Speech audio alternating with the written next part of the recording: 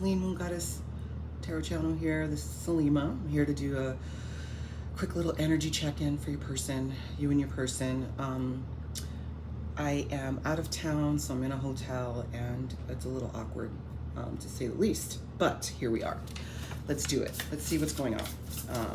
Somebody somewhere must need to hear something because I've had the idea to do a reading since I got here, and there must be a message here for somebody. This is pile one. We're just getting into it, and I will put the timestamps below. Okay. All right. Let's see what's going on here. Pile one. We're just getting into it. We are not hesitating. Okay, so that's my poor shuffling. Okay, we're just gonna take this one. And I'm using the Cosmic Tarot here. What's the energy between pile one and their person? I'm gonna get one more card.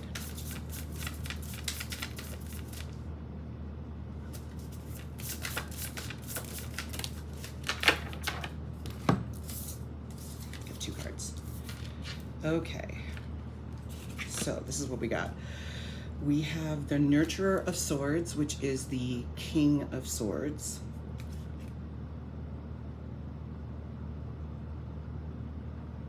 I'm sorry, the Queen of Swords. It's the Mastery. This deck has different names for everything. And then we have the Hermit. Okay. We have the Moon. We have the Messenger of Swords. Okay. The Ace of Wands. And the Ten of Wands. Okay. So I'm gonna say kind of right off, oh, and we have the Sacred Masculine, which is the Emperor. All right. So right off the bat, I'm going to say that you guys are not in communication. So either there could be like a runner-chaser dynamic happening here. You know, the Nurturer of Swords is, you know, the Queen of Swords is somebody who's been through a lot, who has been through a lot of just a background full of turmoil, maybe a lot of family trauma that's taken place, and has survived all of that. And it's part of the reason why, you know, she is so honest and truthful, and her words can cut like a sword. And it's because she's just been, she doesn't have anything to hide. She's an honest, upfront,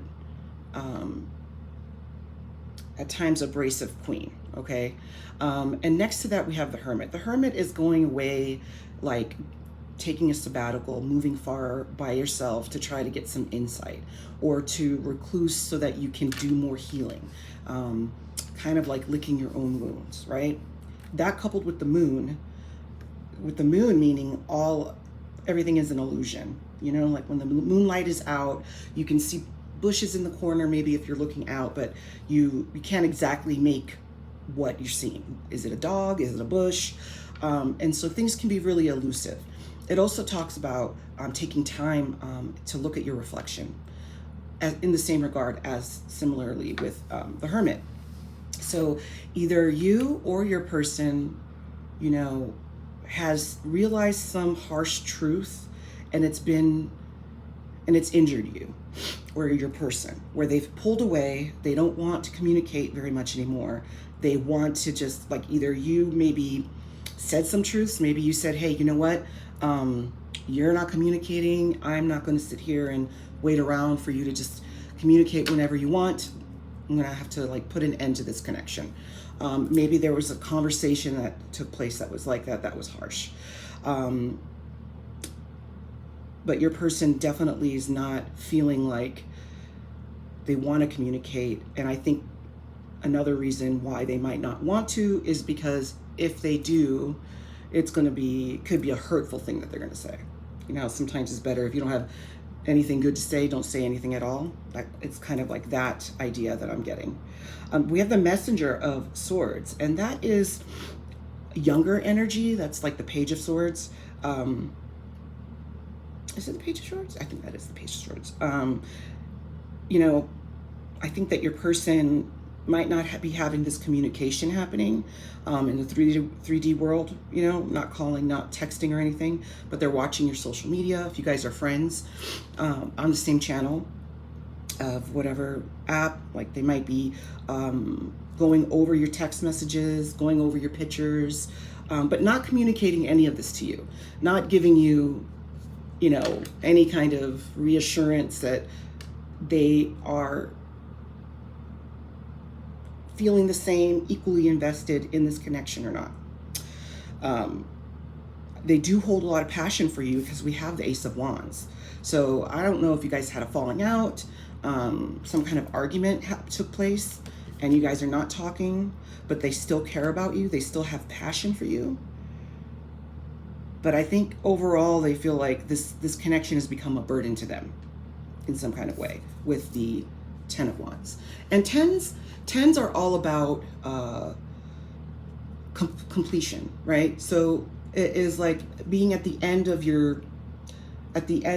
a marathon or end of a hard hike, you know, where you've done all of the carrying and now you're just tired. And this could be some of your energy too. One or both of you are just not happy here, tired, exhausted. One thing that we are lacking here is cups, emotion. There's a lot of mental things going on. There's a lot of passion, feeling tired, feeling like, yeah, I have I have this candle, for example, burning for this person, but maybe there's been too much. Maybe there's the feelings have been hurt beyond repair. And especially the Emperor is a stoic man. He's not somebody that, it's a major arcana, so that means that it is carrying a more powerful overarching theme than the Queen of Swords. But definitely not, it's a stoic energy, an energy that is aloof. You know, this Emperor, he wants to take care of, he's capable. You know, he's not inept in any way as far as responsibility is concerned, but he is definitely somebody who is not upfront with his emotions and keeps those feelings to himself.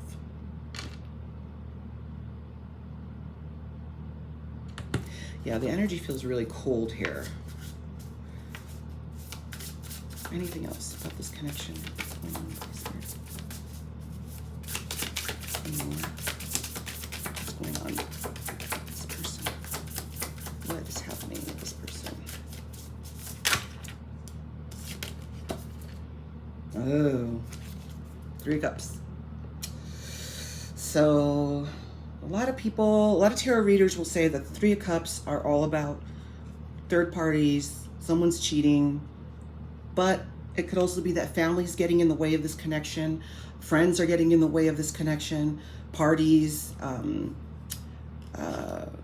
events, if you guys have busy lives, other people are getting in the way of this connection and could be playing a role in why the communication is so terrible. Because it's terrible.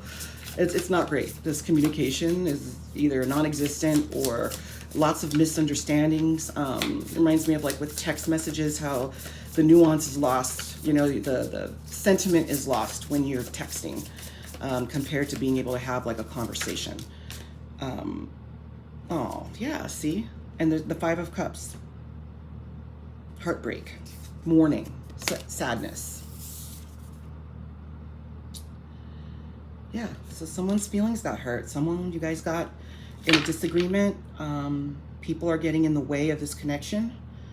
Or one or both of you feel like that's the reason why this miscommunication is happening. Maybe putting all of the eggs there in that one basket of it being the fault of other people. And then we have the Hierophant. This could be another reason why, because the Hierophant, in this deck, they call it the teacher. It is all about institutions. It can represent marriage, church, any kind of societal system. Oops, that's me. That's me. That's not That's not more cards. So maybe there's a marriage breaking up here. It's definitely some kind of bond here, whether you guys are married or your person has, like you are the other person, and your person is maybe choosing to go back to their spouse. Definitely some painful truths have been spoken, and you guys, that is the reason why you guys are not communicating. So let's see what messages. Now, this deck is an interesting one. It's called When Loving You Hurts. And it has everything from spicy messages to really harsh truths. So let's see what happens here. Okay, what does pile one's person want to say to pile one? Pile one's person. I don't want to be alone. Hence the breakup situation. I am obsessed with you. And that makes me think of this Page of Swords here, of the spying that's happening. So tell me more. What does pile one's person want to say to pile one? Let's do a bunch. Pile one. Whoa.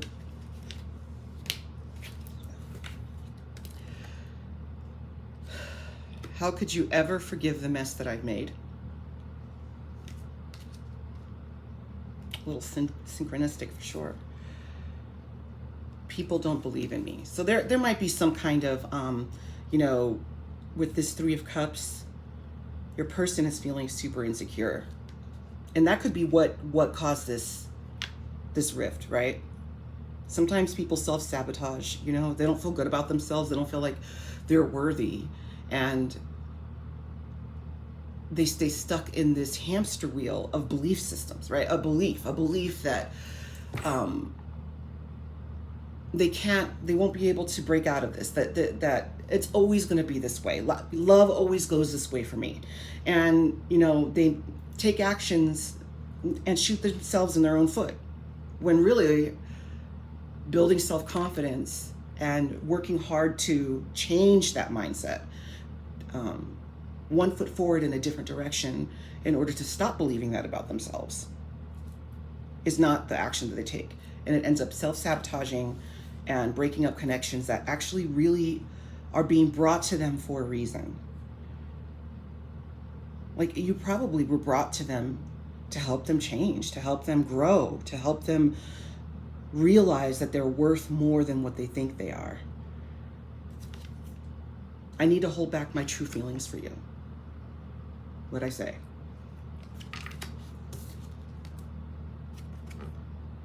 Is it over?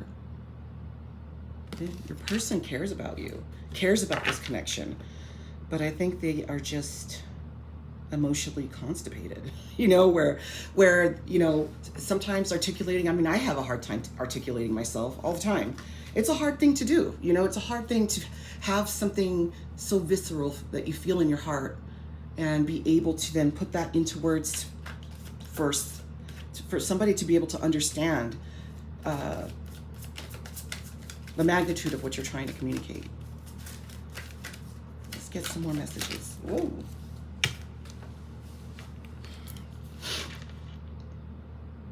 Why can't I move on from you? Let's get one more message.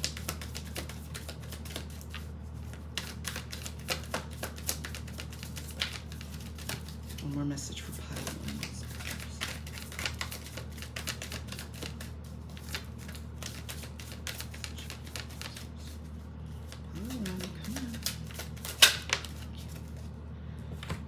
You've triggered me.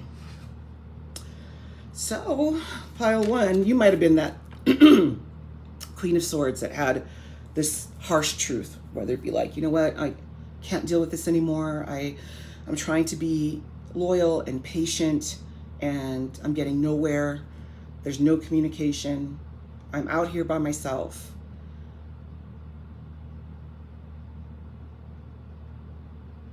All right, well, I think I'm going to leave it here, because I think that we are beating a dead horse. Is that how you say it? Beating a dead horse?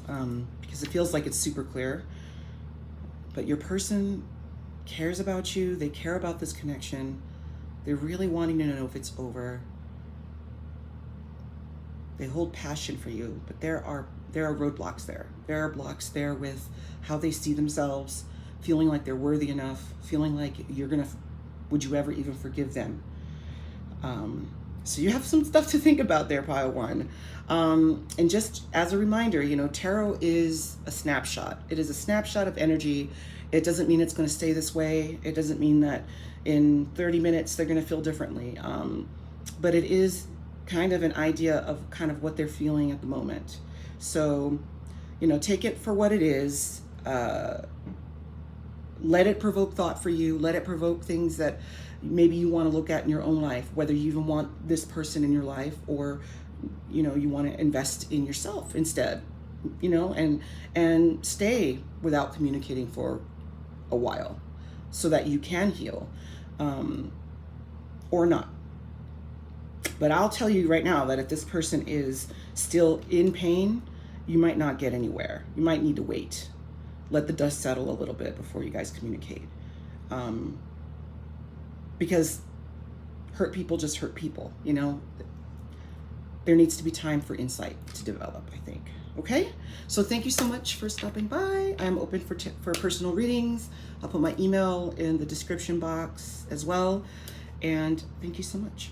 Bye.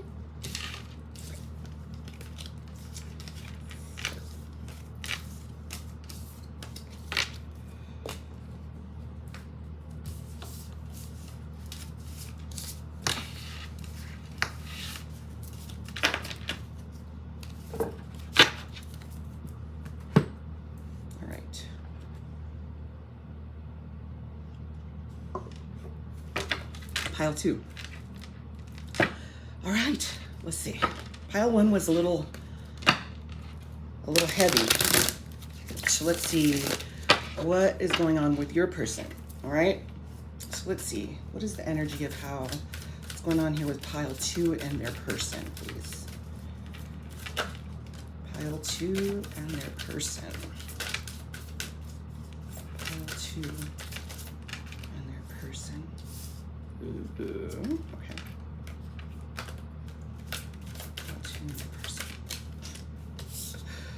I love it when that happens. Okay. Hangman. That one wanted to come out. Ooh, 3 of Swords. What happened? What happened between you and your person?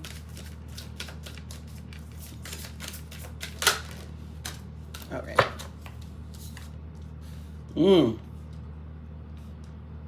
Okay. I don't know if this is a continuation of pile 1's energy or what, but all right. So here we go. We have the Page of Pentacles.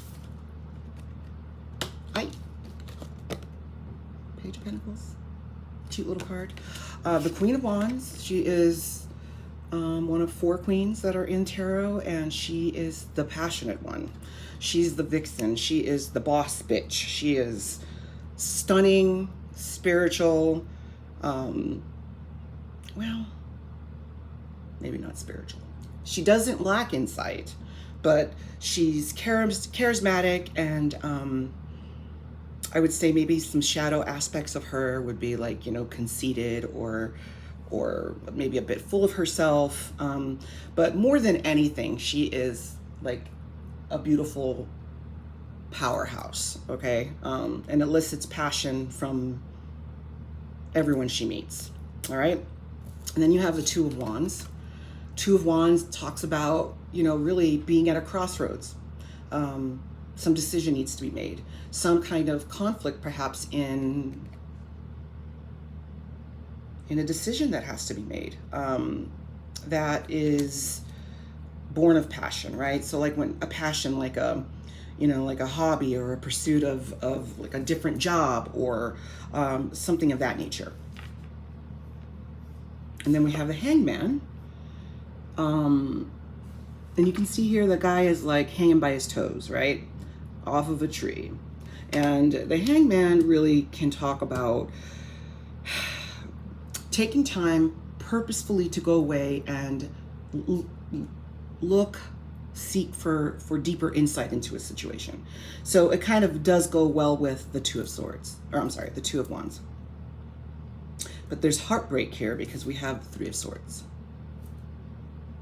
So somebody's gotten their feelings hurt, they're heartbroken, there's some pain that's being reflected upon, along with the Five of Pentacles. The Five of Pentacles is about being left out in the cold.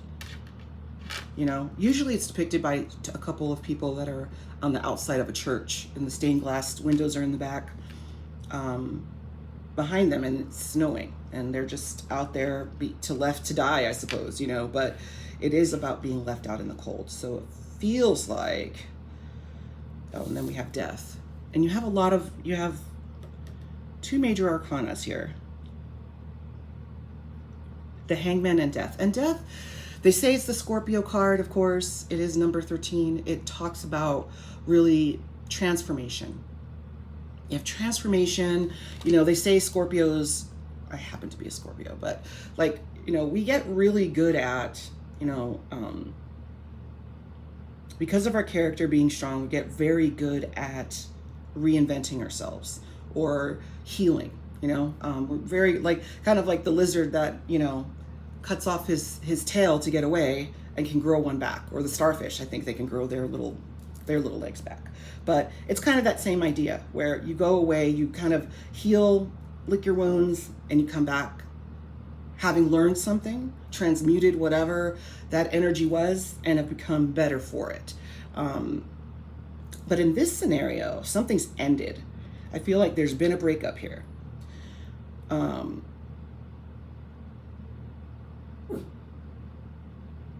I don't know if you are the Queen of Wands or not. I feel like you're the Queen of Wands. I don't feel like your person is the Queen of Wands. And you guys might have known each other for a long time, maybe. Maybe it was a kind of flash in the pan, like quick, you know, you guys were drinking one night and confessed feelings for each other. I don't know. But then as soon as it started, it stopped. Okay, so like a connection that is over before it started, so to speak. So let's get some more information here. Tell us more about this energy. Pile 2, please. Tell us more. Two of Pentacles. Okay, that's all about balance. Looking for balance, seeking for balance in, you know, tangible things in their life, seeking balance in relationships. Ooh, Queen of Swords. Okay, Queen of Swords. She came out in pile 1. She's definitely a queen that is, she's been through a lot. I wouldn't be surprised if she's a Scorpio. I don't think she is, but excuse me. She's stoic. She's full of composure. She does not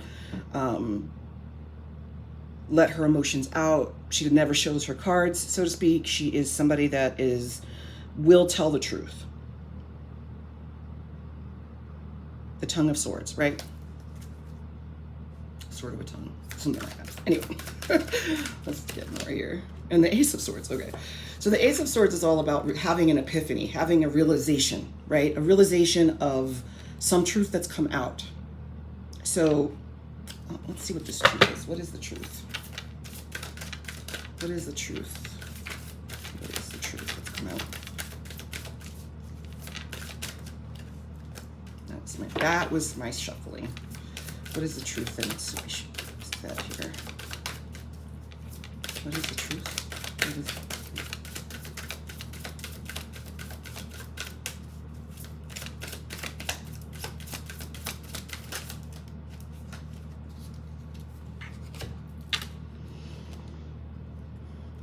the world? So the world is about moving on from one chapter of life into the next. The caterpillar that transforms into the butterfly. It's about reaching a sense of fulfillment. So there's like some finality here to whatever this connection was. there's hopelessness and a finality to it. Maybe this interaction that you had with this person, pile 2, was a catalyst for change. And sometimes relationships are that's their only purpose. Their only purpose is to be a catalyst for change. Not everybody's meant to stay in our life and be there forever, right? Sometimes we get in connections and they're meant to help us to realize something, either to realize that we're worth way more than what that person was making us feel like, or to make us feel like we are worthy. People in our lives are reflections of us. A lot of times we find ourselves in relationships with people, and when there is disharmony and the connection troubles your soul for some reason, because we have the 2 of Wands and the 2 of Pentacles, like a decision needs to be made. Like, is this what I want? Is this who I want to be with? Is this person a reflection of me and what my goals are for the future? And it seems like the decision's been made by either you or the person to break off. So maybe this person didn't make you feel like you were worthy. They might have put you down. They might have made you feel like you're not good enough. You might have anxious attachment where you constantly want interaction from this person. And with this Queen of Wands energy, and this person's just cold as ice. Which only makes the anxious attached person more anxious, by the way. Like, communication is amazing. It can actually break barriers. It's amazing how we're so poor. I think our society's like that. Including myself, where we're just not good at articulating our needs, articulating our feelings, figuring them out, first of all, let alone telling them to somebody else, right? Especially if there's fear. We're so afraid of not being accepted for who we are. And I think a lot of that has to do with the fact that when you're not walking as your authentic self, that's why that fear lives there. If you know yourself and you know your shortcomings, you know the good, the bad, the ugly, there isn't anything for you to be afraid of. Like, if somebody doesn't like it, well, it's not like you're going to become a different human being for someone else, which is another toxic trait that sometimes people have. So let's stop with the gibberish here, and let's get some message cards, okay? These message cards are called Loving You Hurts, and they are sprinkled with everything from really harsh truths to some spicy messages. So let's just see what happens here. So what messages does pile 2's person have for pile 2? What messages are there for pile 2? I just thought to myself, I didn't mean to hurt you. I didn't mean to hurt you. Sorry, that's my dog. I want out. Somebody's made a decision, right? Stop it. Shh. Sexual desire, see? So what this feels like, I want out, and then the contrast of sexual desire makes me feel like this person has an avoidant attachment. So emotions and feelings are super, super uncomfortable for this person. They don't feel comfortable talking about their feelings at all. Even the simplest, like I care about you. I want to start something here. I don't know where it's going, but I don't want to walk away either. Like, those kind of conversations are sometimes so difficult for people who are avoidant attachment, for them to be able to articulate. The way I have treated you was wrong. There's admission there. And this just says sex with you. So clearly there is passion here. And the passion reminds me of the Queen of Wands. You know, there's love, there's passion, but there's I want out. Like, what is that all about? Right? Out of what? Too intense? Did it get, it was too intense and they got scared. They got scared. It has nothing to do with you. It has nothing to do with how amazing you are, pile 2. It has everything to do with them being afraid of being accepted for who they are and running away. What'd I say? I'm scared of rejection. I'm telling you. I love it when it's Spirit's just like, you're right. It's right there. Down. These are all passion cards. These are all the red ones. You've triggered me. So definitely runner chaser dynamic here. And you're probably like, what the yeah, I don't know. I've been in that situation before, and it is extremely painful and hard to understand. What else does pile 2 want to say? Pile 2's person. Pile 2's person. What does pile 2's person want to say? I cry at night. That speaks to the 5 of Pentacles, being left out in the cold. So despite what it looks like on the outside, in the 3D sense, right? Despite all of that, they cry at night. They love you. They miss you. You guys had chemistry that scared the shit out of them.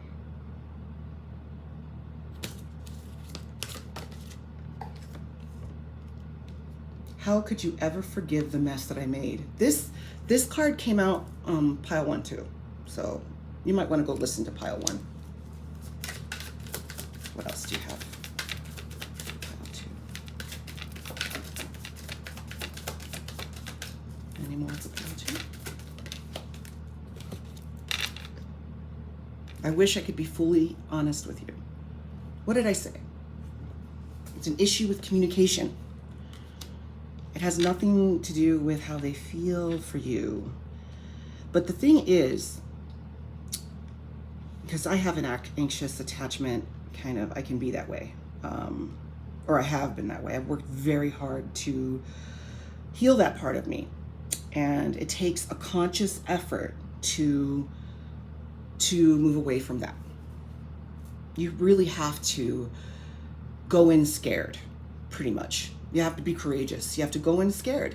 You know, being courageous has nothing to do with not being scared or feeling comfortable. It has everything to do with being uncomfortable and saying the tough things out loud and taking the risk that the person won't really vibe with that or not accept you.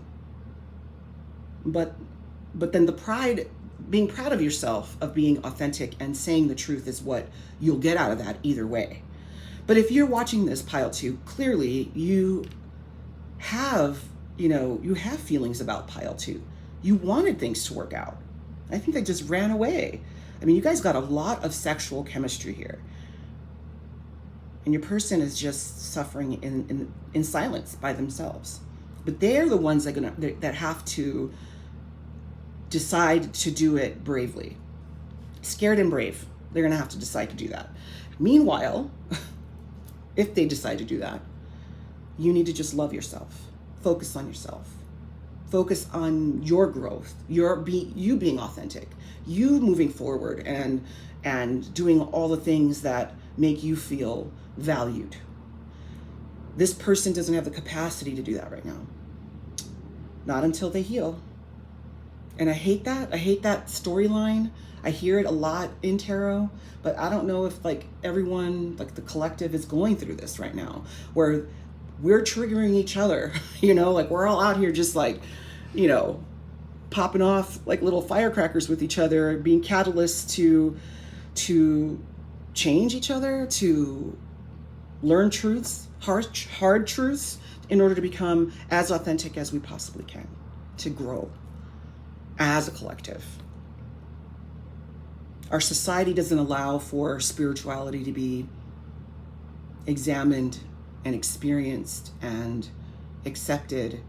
That self-surveying that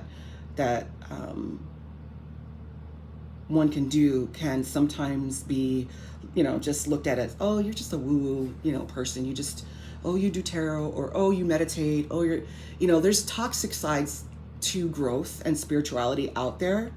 But as long as your goal, however way you do it, going on a hike, going on a run, doing arts and crafts, crocheting, I don't know, however you go to be away with yourself, and if that goal is to then just do that self-surveying so that you can grow and be better, to be happier, do that. While this person should also do that, but they've got to heal before this connection can come together. Because with that, with a, you know, anxious attachment and avoidant attachment, you're like magnets going in the opposite direction. It won't come together. Meanwhile, the foundation of both of those anxieties is wanting to feel loved and accepted for who you are. Except one goes that way and the other one runs right after the other one. It's painful. I laugh because I've been through it, not because it's it's not funny. It's very, very painful. But the faster you you focus on yourself, love yourself, it'll provoke this person to do the same. And you just hold space for them and be like, you know, do what you need to do. Let's take time out. Let's see what happens. So I will leave it there. All right. Thank you for joining me. I am open for personal readings. I'll put my email in the description box so you can email me and get information about that. Otherwise, you guys have a good day and I wish you well. Bye.